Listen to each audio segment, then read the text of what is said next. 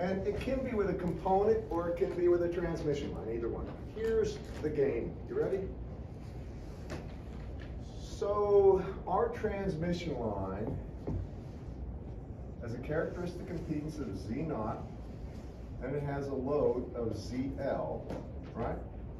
And the way we worked this problem before is we've normalized this on the Smith chart. I'll draw it here.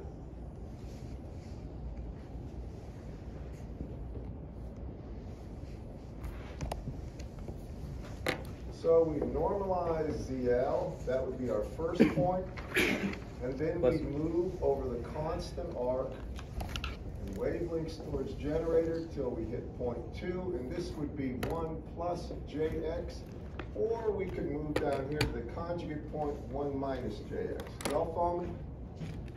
That's our game, right? So we normalize it, then we move. And now we're at this point, call it D1. I'm going to just call this D1. From here to here. And I'm doing this very coarsely. Now we know we have 1 plus JX, right? What we did is we added something, either a transmission line or an element, didn't matter, but that thing had to have a minus JX normalized impedance, and therefore the impedance from here on looking was just Z in is equal to Z naught, and the reflection coefficient would be 0. How many understand that concept? With me? That's the whole game from last time. Didn't matter if you put a transmission line here in series, or if it was an inductor, or in this case a capacitor, all right? Didn't matter. Everybody got that? Now, what we're about to do is similar, same idea. We want to get a reflection coefficient that's going to be 0. So now what I'm going to do is this.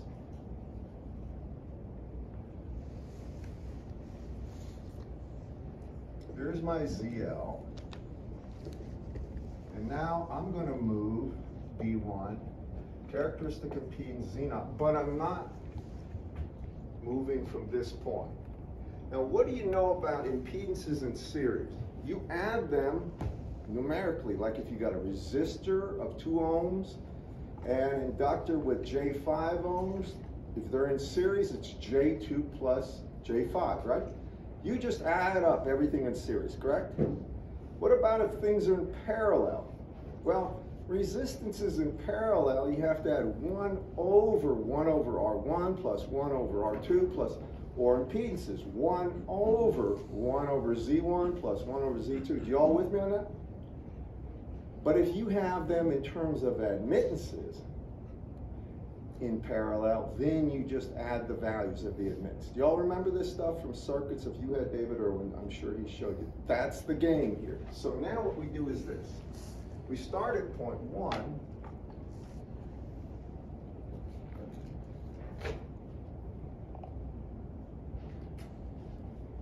Right there, the way we did before. Let me try to draw that 1 circle. I still use that because we're going to need that. This is the R equal 1 circle. So I come in and here's my first point. Here's ZL. But I don't work in the normal, remember that's normalized. Everybody with me? I go right to the polar opposite point. It's called the conjugate point. And I find YL. YL is 1 over ZL. Do you all hear me on that? Only thing you're doing is, if you drew this circle, this line is this line. If you drew the circle, it would be 180 degrees away. That's 1 over ZL. That's really your point you're going to start moving from. You all with me?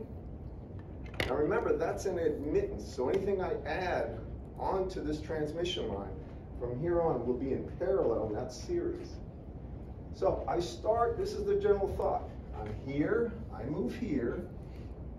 This theoretically is my second point, really not. And now I move on that circle of constant, this is where your compasses come in handy. Now I'm going to move on the circle of constant radial distance. I mean, it's constant reflection coefficient, magnitude. And I'm going to move until I hit the 1 circle again. You all with me? How many understand? Now remember, this is admittance. So now I move up to here, That's a quarter wavelength plus the amount I moved before. You with me, class? So this distance, instead of D1, it's going to be what was D1, it's going to be D1 plus a quarter wavelength. Or to this point. Really, you can just go right to here and measure the distance to here. All right? Y'all with me, class? Now once you move here, now I have an admittance, not an impedance, because this is an admittance. Now this isn't an impedance, but this would be an admittance here, and it would be Y in at this point right here, which would be 1 plus JX. Identical in form as the other one, but now it's an admittance. Y'all hear me? Really important you get that admittance, not impedance. So now I have to add an admittance at this point, right there. And the admittance will be in parallel, and the admittance will be minus JX. Remember, it's plus JX. I landed at this circle, correct, class? Now, if I kept going, I could land at this circle, right? I would have gone further. Y'all follow me? This is 1 minus JX. Then in parallel, I would add a plus JX. Do y'all follow me? Because the sum of the imaginary parts have to cancel. Has to be 0. So you're left with just 1. Now the reason that's important is, once you have either admittance, normalized admittance, or normalized impedance equal to 1 after all is said and done, when you multiply, if it's an impedance, by the characteristic impedance, or by the admittance, which is 1 over the impedance, then you just get an input impedance of Z0, and that means a reflection coefficient at that point over. If this looks like just Z0, then Z0 minus Z0 is 0. There is nothing reflected. You got that? This is impedance matching. You can do it with an element, or you can do it with a transmission line. Either one will do it. Y'all follow me? So we're going to do it with a transmission line because that's the problem you asked about, okay? And we're going to do this problem, and I'm going to erase this and do it. And I think you'll see it. If you've got a hunger to know how to do this, if you didn't know, now these questions should be answered. They should be answered in a very direct way.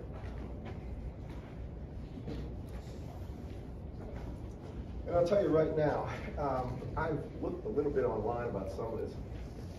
Everything is done in shunt, and just about everything is done with shorted transmission lines, not open circuit. So we're going to do that problem. We're going to start by saying, well, I know I have those characteristics. This is 100. This is going to be 200 plus J160, pardon me. So when I look at the first thing is the normalized impedance here is going to be equal to 2 plus J1.6. Do we agree with that? I'm just taking the characteristic impedance and dividing by Z0. Everybody with me? My next step is I have to take 1 over that. And on a Smith chart, it would look like this. Man, some of you saw the trick I did. It's just at a quarter wavelength.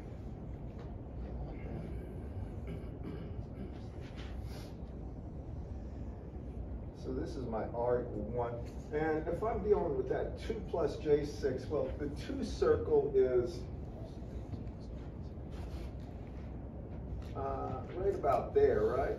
And J6, if that's J1, this would be about J1.6, and I'm just estimating. So somewhere about here should be 0.1, and that would be ZL. Do you all agree with that, class?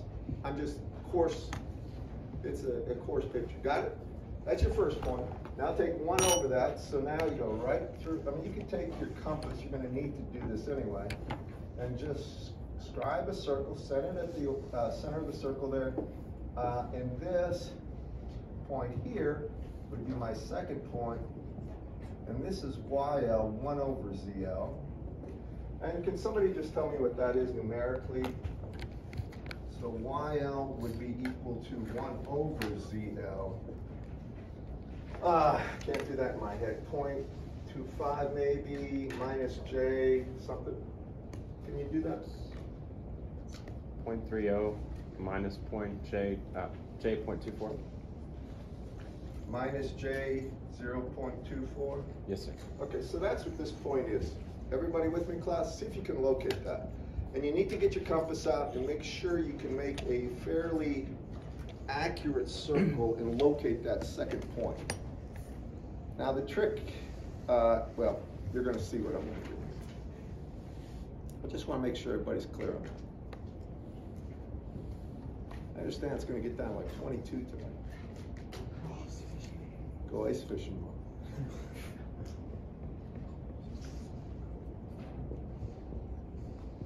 Y'all got it? All right. Now, next thing you need to do is extend this line straight from there and get the mile marker here on the wavelengths towards generator. Can you just give that to me? I can't. 0.46. All right. 0.46 lambda wavelengths towards generator. Is that right, class? Yeah. Can you all see that back there? I want to make sure everybody, give them a chance to locate that on your Smith charts. With me? Now, here's the deal. That's our mile marker that we start at. We have to go from here, wavelengths towards generator. You're at the load. You can only go one way. It's towards the generator. We're going to keep going until we hit this point right here. And this is going to be 1 plus J something. Can somebody tell me what that something is? Remember, this is constant radius. Doesn't look like it, but it's constant radius. And you're going to whip it around here. And when it intersects that R equals 1 circle, tell me what you get for the imaginary component. Anyone? J 2.2. Anybody confirm that? Yeah, that's what I got. All right, so the imaginary part right here is 2.2. You got that? That's when you circumscribe that circle, right, with your compass, it should intersect the 1 circle right there. Can you all see that? How many can? Miss, can you see that or not? You can? Can you? I want to make sure everybody can. And if I call you out on this, it's only because I'm trying to help you. You can? You can. Could you show him? Just step over there. You can hear us guys slightly. I can't hear you. They can hear us back here. Slightly different number, 1.35. For what? That's what I got. For what though? For the J. All right, what did you get, 2 point? Yeah, I've got something similar to that, I thought.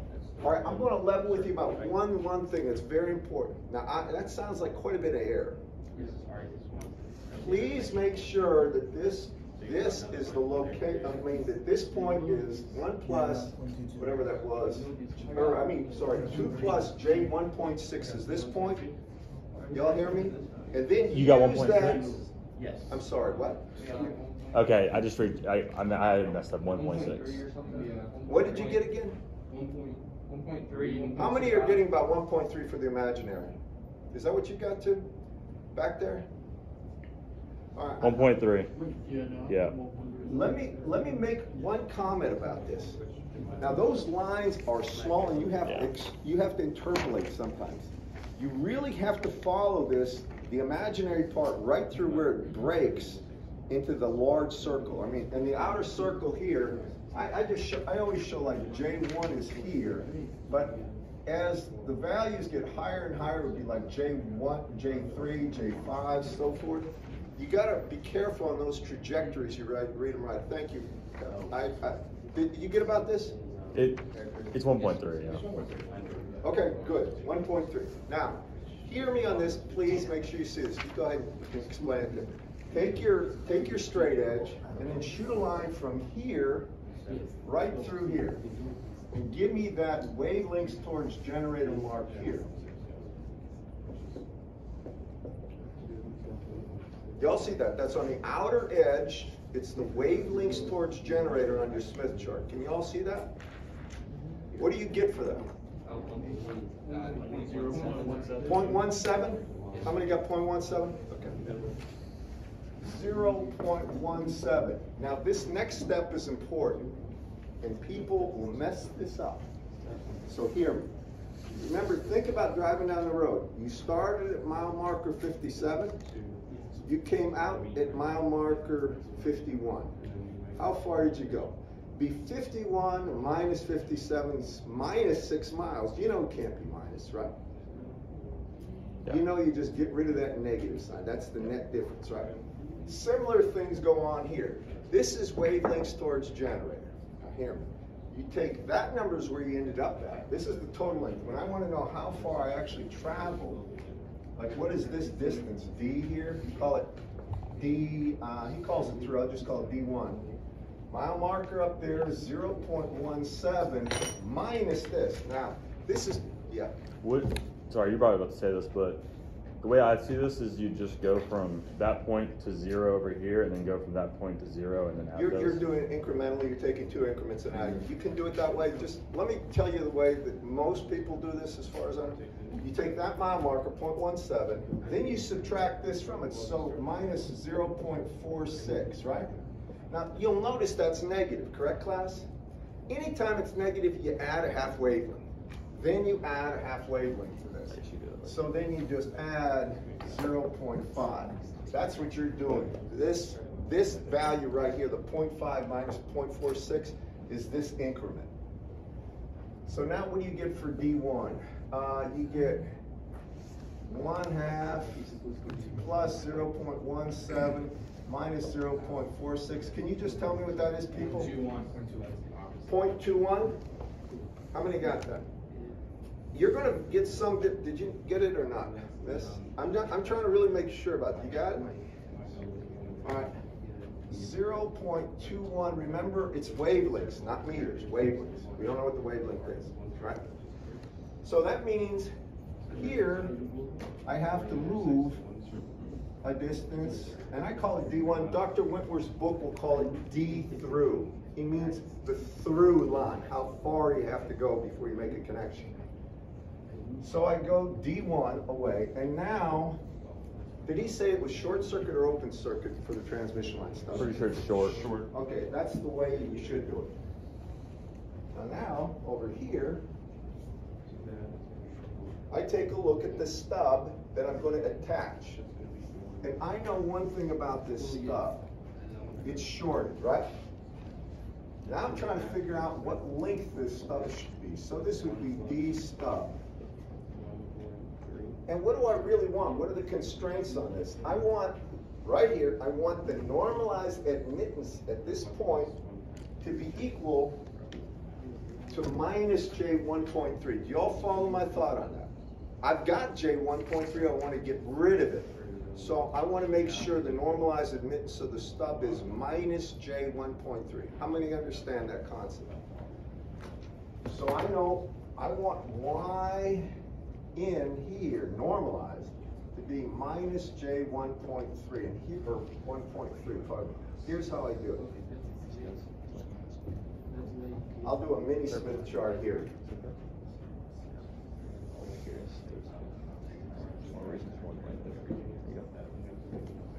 All right, here's my Smith chart, very close. Hear me now. What's the impedance of a short circuit? 0, right?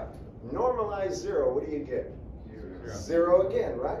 That's impedance, right? What's the admittance? 1 over that. What's 1 over 0? Infinity. Where is infinity on a Smith chart? I'll give you a tip. This is 0, right on the edge. Right here, this is the infinite point. If you look, you're going to see infinity in some way, shape, or form indicated right here. Can you all locate it? So we're doing an admittance matching, a normalized admittance. So we're right on the rim of this thing. Y'all with me? That value is infinite. What value do we actually want here? Minus 1.3. Y'all follow me? Now look with your eyes. You're real sure you can see this. As you're moving down here, all these values are minus J values. Somewhere about here, you're going to have 1.3. See if you can find that. Can you all see that? I want to give people a chance. Make sure you can see this. I've got to make sure. Can you see it? You guys got this? Everybody? All right, now, shoot a line from here. You don't even have to shoot a line, but you have to make sure you read this carefully. You see down here, there's going to be something wavelengths towards generator, right? Tell me what that number is. It's like 0.3. All right, now there's no wrong answer. Take a good look. Point what? 0.104, the distance between. No, I want this number. I don't want, I want to know what that wavelengths towards generator number is. I'll get to that in a second. 0.367. 0.367? Yeah. 0.355. Here's where the problem is. Some of you are not reading straight out. You have to look straight from here, the center of the circle, out where that J 1.3 is, and go straight and look. Now look, what do you get for that? Down there. 0.357. Take a look at this. Yeah. Is that what you got? Guys over there, what you guys get? You getting 0.357? I'm harping on this for a reason. This is where the mistakes are made, right here. 0.357. Yeah. All right. I'm going to put it down as 0.357. Now, how far did we move? This point I know is going to be 0.25 lambda. I know that's going to be that. This point is 0. All right. So, yeah. Quick question. If we're like given a problem like this, how much discrepancy would be accepted? Look, I mean, I have no hard and fast rules. If you're off by 50%, you got a problem. Okay. Okay. I wanted to see how big we're talking here. But what I try to tell people is get sharp pencils, good compasses. If you give me 20% accuracy, you're going to fail. Yeah. Okay. Yeah. Think about what your boss would accept. I'm not hard on this. I just want to make sure you get the general principle and it's right within a margin of error. Sounds good. All right, and if you need glasses, then bring them, and I do. I got them on. All right, now here's the distance that you traveled. Listen, you started here at 0.25, you ended up here. You gave me the distance, I think. So what distance do you actually go for this stuff right here? This is going to be equal to 0.357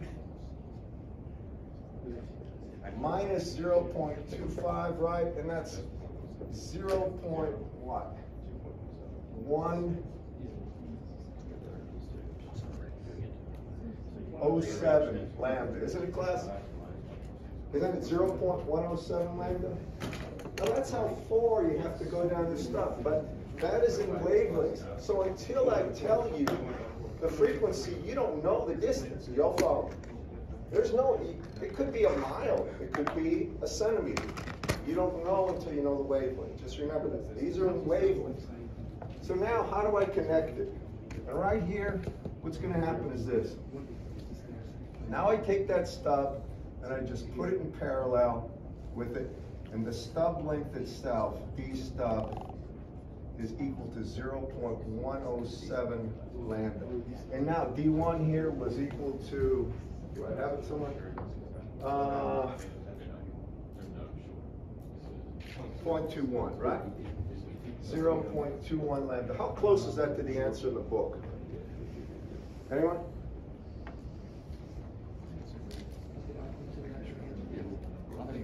Oh. I remember correctly from Huh? Oh, I'm sorry. Can somebody send me a message and I'll just post the solutions to the, I'll give you all the solutions. All right. I'm not saying they're all right. Most of them are, but you can have them. I try to, I'm sorry about that. It's my fault. If anybody's had me before, I'll tell you that I always try to make all the solutions and answers available with everything I give you because it helps reinforce what you've come to conclude. I don't make you hand in homework. I found that's a waste. It really is. People copy and all that stuff. It's much better to have people taking an in-person quiz every week, and then they have to know what they're doing. Yeah. Yeah, well, questions on this. The answer for this problem is in the back. The next one asks to repeat the problem. We're going to open it. We're going to do it. We'll do it. And it does give the answer. All right. You want to do it with an open? It's really not hard. All right. Now listen. Is it the same thing until the end when you measure it back to zero? Like you. There's just one thing that's different. Here's the answer. Yeah, type open secret. What's that? Open secret. Yeah. All right, if it's open, guess what? If I'm over here, and you guys will see this in a heartbeat. Now listen to me. Remember, nothing at all changes to the point we're going to attach. Okay? Nothing. In theory, yeah. If I wanted to go a little further, I could move over here where I have 1 minus J1.3, right? And we'll talk about why you'd want to do that. But if I'm going to attach it here at the short D1 distance, right? Then the only thing I have to do is get rid of this J1.3. Now, if this is an open circuit, let me go through the process I always do. If that's an open circuit, what's the impedance? Open circuit. Infinity. Infinity, right? Normalize infinity. What do you get? Infinity. Infinity again, right? Now we want admittance, don't we? What is 1 over infinity? 0. Guess where you start? Before, when we did this matching, we started here, didn't we? Hear me now.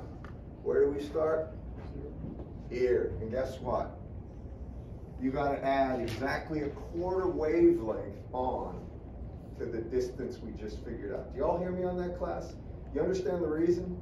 Before, when it was shorted, it had an infinite admittance at the load, right? You had to start right here, didn't you? And you had to move until you came to minus J1.3. Everybody with me on that? But now I don't start here. Now it's open. I start over here. This is an admittance. You with me? So I move an extra quarter wavelength. And what does that mean? Instead of the stub length being 0.107, how long is it? 0.107 plus 0.25, or it should be, for this one with the open circuit, the actual D stub should be equal to, if we're going to the same point, simply 0.107 plus 0.25, right? Or it's 0.357 lambda. Is that what the answer is? Do you see the reasoning behind it? That answer your question? Yeah, in the back of the textbook, the reason why I asked the question is they had a different D group, but I assume they use, I guess they would use the other position. Well, let me tell you, I'm going to just show you, I'm trying to unveil things to you without just overwhelming you, right? Y'all understand what I'm doing so far, right? Now, here's the one thing that was a bit arbitrary. I chose this point in the beginning as the point I was going to attach the actual stub, right? I could have chose this point, right? But what would that have done? Well, if I chose this point, the line I would have to gone a further distance here. Y'all follow me? From the load before I'd attached it, right? How many understand that? All right, there might be a benefit to that, might not.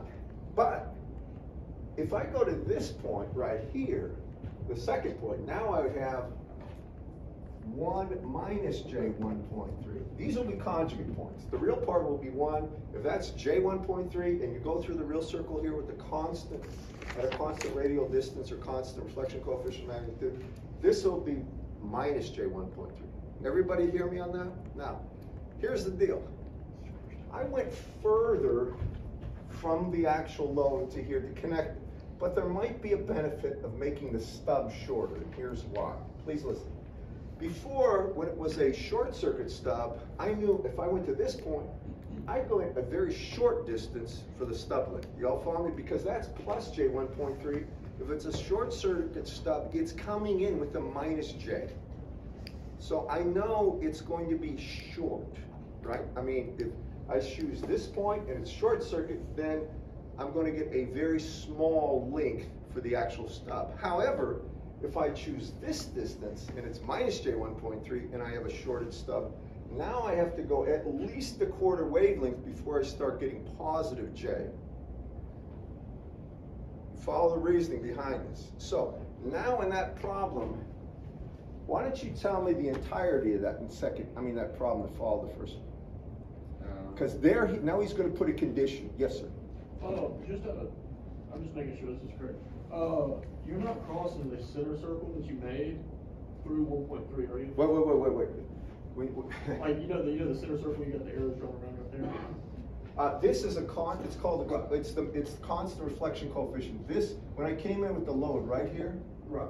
that's where I take my compass and I make this circle. Now, the thing about this is concentric with that 0, right? Right. It's centered there. So I move along here. The only circle I cross is the one circle is going to be the real part 1, imaginary 0, which is this circle right there. Right. I mean, did you? And whenever you're trying to find D stub for the first, for I guess 2.3 or 2.23, Yeah, whatever it is. stub's always going to be on the outermost part of the Smith chart. It has no real value at all. Okay, I'm just making sure. Okay. Yeah, Okay. understood. I think I know what you're after now. Any other questions? Go. You can ask me. It's okay. Go ahead. No. I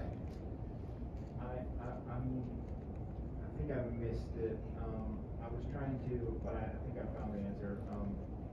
We picked the positive J 1.3, but then when we were switching to the second Smith chart, we went to the negative. Why though? That's the counteractive, right? Well, that's kind of a weak way. Here's the deal. If I choose this, and you got to understand what the deal is, somehow there has to be a requirement, a constraint. He's going to say, choose a setup that minimizes the length of the stub or minimizes the length from the load of the connection port. You got to choose one or the other.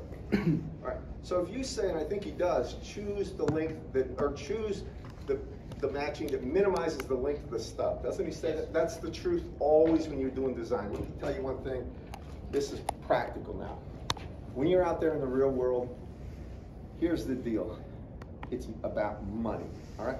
Now, anytime you have surface mount devices, the more of the surface you use, the worse it is for the money. It's basically, they could have mounted other stuff there. So you want the minimal amount of surface area used for any matching network. You follow me?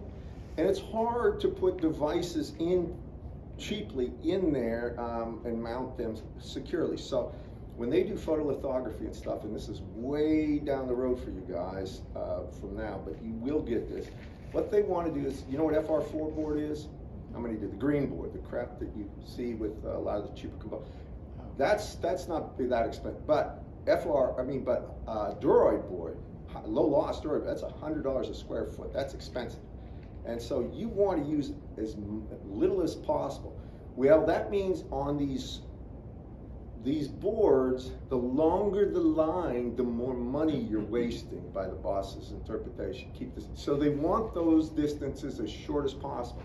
So they'll always tell you to minimize, in the real world I'm talking about, minimize this length, always. So how do you minimize that length? Well, if it's a short circuit stub, like this one was in the beginning, I know the short circuit stub is the point I come in on this circle is right here, right? That's minus J, and I'm moving, they're all minus J's, right? So I gotta make sure on my connection point, it's gonna have 1 plus J 1.3. Y'all follow me? Because I've got negatives that I gotta add to that positive to make it 0 for the imaginary part. Y'all with me on this class? How many understand that thought? All right. Now, if by some chance it's an open circuit, which is insane, but anyway, I'm not going to go there. If they did say you had to use an open circuit stub, well, now the open circuit stub has an impedance that's infinite and an admittance that's 0, right? Now you come in over here, or here. And now, if I wanted to get a negative value, I have to go at least a quarter wavelength, which is too long. So what I'll do is I'll change my connection point from going to this distance, D1, I'll add some more length from the actual load, and I'll connect here where it's 1 minus J1.3. Y'all follow me? Now I gotta get rid of that minus J1.3. Well, that's not that bad. I come in at 0, but positive J1.3 is about here, and that's less than a quarter wavelength. Y'all follow me? So that's the rationale of doing this impedance match in shunt, in parallel. I can't think of a series impedance matching network I've ever seen in the real world. Everything is shunt, and almost everything is done. I'm talking about transmission line using shunt stubs, is done with a short circuit stub. Now that's my own personal experience. If somehow your father or mother works at some defense firm and they have some application that doesn't do that well, then I stand corrected, but I've never seen it in my life when I work on plenty. Any other questions about this one? It's a good problem. Anything? Yeah. Just to, you don't really see series stubs, but if we were, we would do the same process. Yeah, series just stuff. For just using impedances instead of. Yeah, I will say one thing about series stubs. I say you don't see, you might see one, but there's a second part to this. They might want to bleed off some of the signal for synchronization or something, so you might see that, but I gotta be real careful saying you will not see it, but for stub matching only, it's not a good idea. And I'm just saying that. Now, Wentworth's probably gonna say, who am I to tell people what is and isn't a good idea? Well, I'm just saying from my practical experience. Y'all got that, guys? We didn't have a lot of time to go through anything more, but I hope I answered the question. That's what my goal was today, about shunt stub tuning. I'm gonna give you a whole bunch more problems, all right? We do have a quiz today.